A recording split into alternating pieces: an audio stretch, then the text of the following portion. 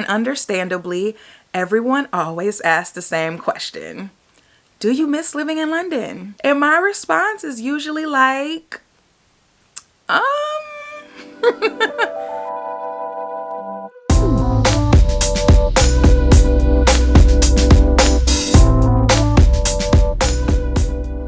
Hey guys, it's Paige. Welcome back to my channel. So I know a lot of y'all probably saw this video title and were like, oh my gosh, clutches pearls. But I can assure you right now that this is absolutely not a bash London video.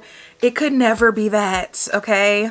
Unless you're new to my channel, then you know that I have never really had a bad word to ever say about London. Being there for those 4.5 years were some of the best years of my life, and I promise y'all I wouldn't trade them for anything.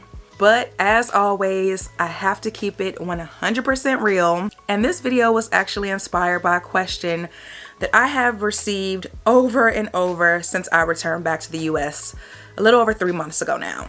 I get it from friends, I get it from family, I get it from subscribers that I run into outside in the streets. Whenever I'm introduced to someone new at work and I share that I was just living abroad in London, and understandably, everyone always asks the same question. Do you miss living in London? And my response is usually like, But when I really think about it, the answer is generally no. And I typically don't answer flat out no like that because I don't want to give people the wrong impression or lead them to believe that I had a negative experience there, because that couldn't be further from the truth. So my verbal response is usually something like, I feel like I accomplished everything that I needed to while I was there. I'm really enjoying the present and I could not be more excited about the future. Now don't get me wrong, y'all. I met so many amazing people while I was living in London. I made friends that I truly believe I will be friends with for life. I was able to have so many amazing opportunities there and experiences. I was able to reach a goal that I didn't even know I had and visit 40 countries. Of course, I will always be able to acknowledge some really fond memories. But y'all, if someone gave me the opportunity to go back right now, if they gave me a new visa, plane tickets, all of that, and said I just have to go and live there again, I don't think I would accept it. And as crazy as that may sound to some of you all, I am honestly so happy that I feel that way. When I was first making the decision to leave London, I was filled with so much anxiety. I didn't know what to expect.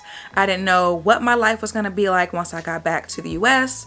I didn't know if I was going to be leaving kicking and screaming. And I had no crystal ball. There was no way for me to know how I was going to feel once I returned. But I did know one thing for sure, and that was that my mindset was going to be so important when it came to how I handled this transition. I really did my absolute best to keep my thoughts positive. My return back to the US can look however I wanted to. Before I moved abroad to London, I had a really difficult time walking away from places and people and things that no longer served me. I tried to stay away from discomfort as much as I possibly could, and that often resulted in me being what I like to call comfortably unhappy. So before I moved abroad, yes, I had a comfortable job. I knew what was expected of me. I knew I had job security for the most part, but I was really underpaid. There was no room for progression, and I was completely bored out of my mind and super unfulfilled. And we're not even getting into relationships today, but I often did the same thing with that. It's like, okay, well, this might be as good as it's gonna get. Every time that I have allowed myself to step out of my comfort zone and move forward, I have ended up so much better off for it. And I think that's exactly why I feel the way that I do right now. My years spent in London were amazing, but I'm not currently upset or crying every day, yearning for what I once had, because I now know how to let go when it's time to let go. It was time to move on from London, and taking that step out of my comfort zone wasn't any less scary than it was the last time around. But I think that this time around, I was even more prepared. I had the tools to really make this a smooth and healthy transition. I see a lot of you all's comments saying, I know you must miss London, or why don't you just come back? I'm sure you can find a way to come back. Y'all, I appreciate it, but I am good right where I am.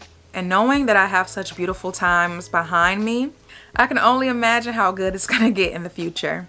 I'm enjoying being home so much. I get to be with my family all the time. I have an amazing new job. I'm getting comfortable with driving again in my new car.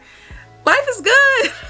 Life is good. Today, my friends in London held their second annual Friendsgiving. And y'all, I don't know, before I left, I probably would have thought that I'd be super sad or like having really bad FOMO when I saw, their Instagram stories and the photos that they're sending in the group chat.